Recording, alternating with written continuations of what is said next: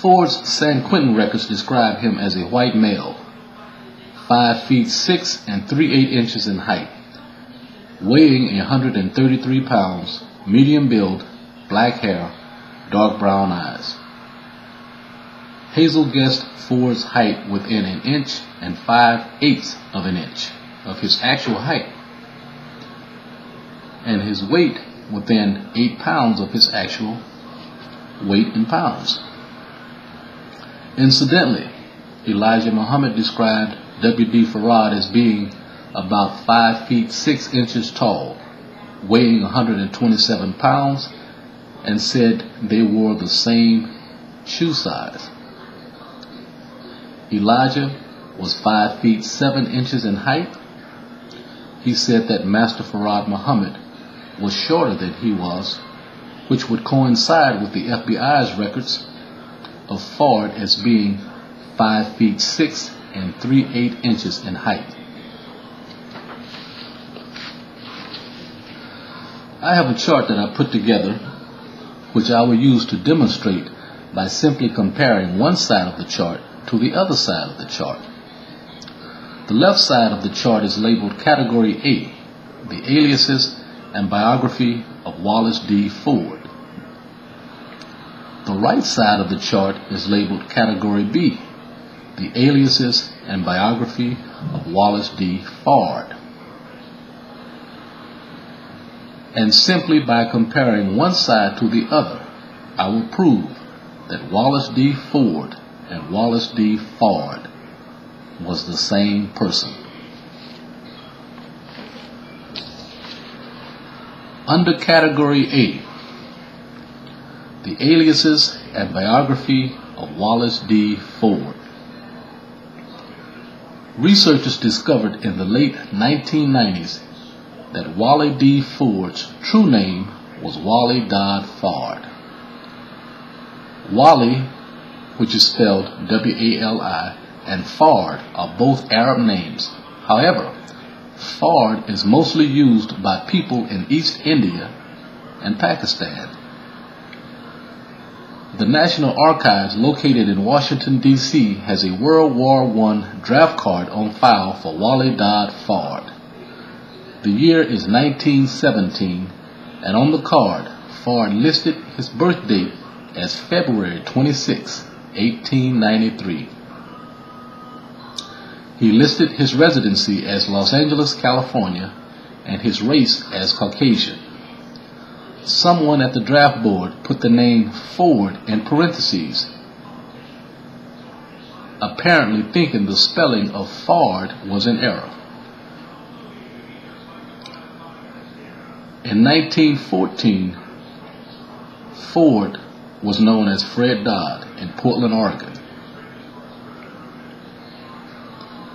1920, Ford was known as Wali D. Ford in Los Angeles, and he spelled Wali, W-A-L-L-E-I, here.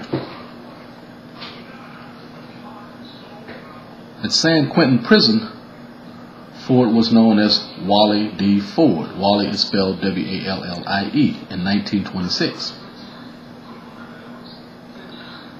Ford joined the Moore Science Temple of America in Chicago after he was released from prison in 1929, and they renamed him David Ford L.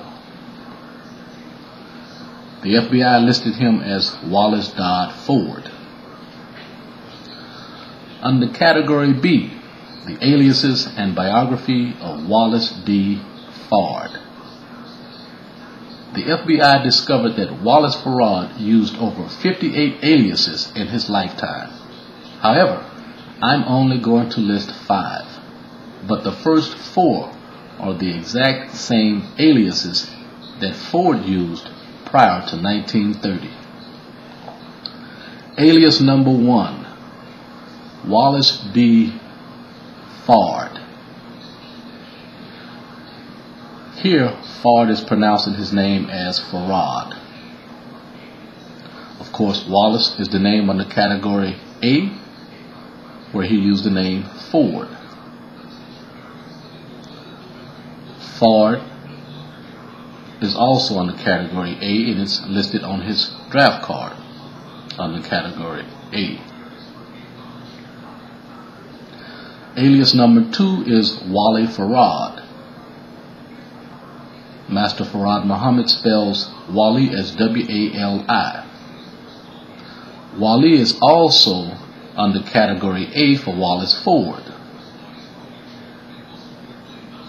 Alias number 3 under category B for Wallace Farad is Wallace Farad. He spells Farad F-A-R-D here. Of course, Wallace is also under category A when he used the name Wallace D. Ford. Alias number 5 is Wallace Fard Muhammad. He pronounces Fard here as Farad. Of course, Wallace and Fard are both names that he used in category A under Wallace D. Ford. The alias Muhammad was not a part of Fard's new way of life until 1933. Prior to 1933, he simply used variations of his name, Wali Dodd Fard. Under category A, Wallace Ford stated that he was born February 26. Under category B, Wallace Farad stated he was born February 26. Under category A for Wallace Ford, San Quentin prison records describe Ford's height as 5 feet 6 and 3/8 inches, 133 pounds, black hair, maroon eyes, a slender build, dark complexion, and listed his race as Caucasian.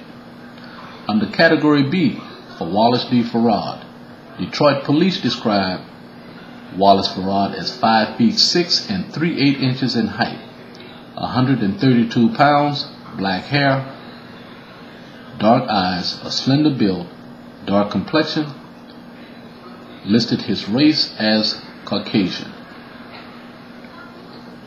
Incidentally, when we speak of dark complexion for white people, we're not talking about dark like Bernie Mac or somebody.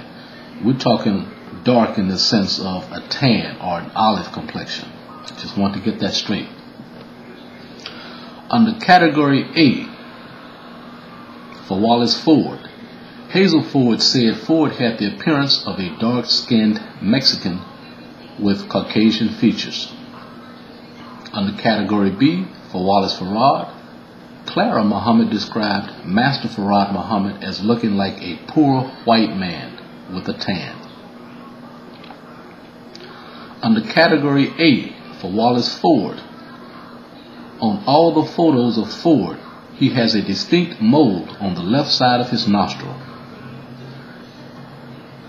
Under category B for Wallace Farad, in a 1932 newspaper, there's a photo of Farad.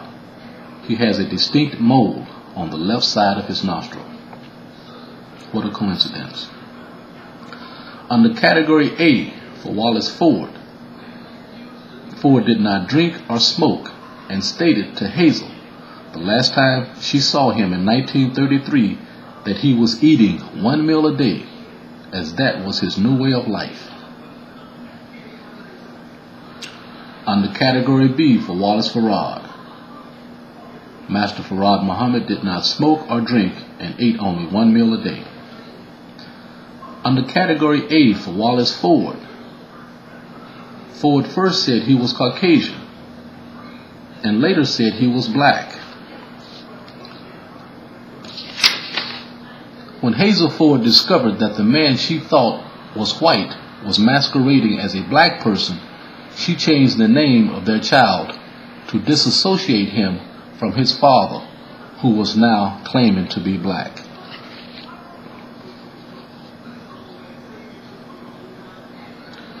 Under category B for Wallace Farad,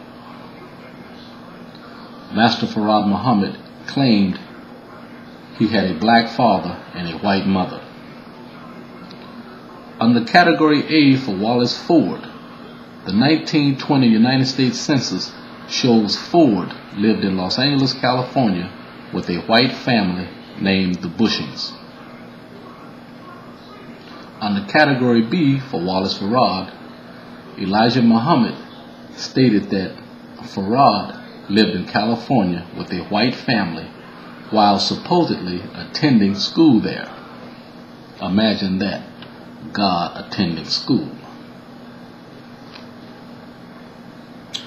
Under category A for Wallace Ford, Ford joined an Islamic-like group in 1929 after he got out of prison.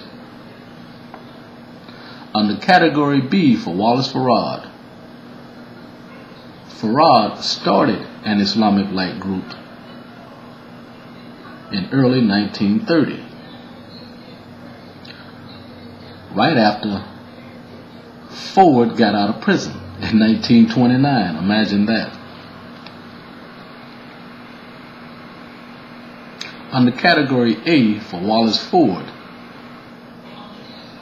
after getting out of prison, Ford traveled to Chicago in 1929 and goes to Detroit in 1930.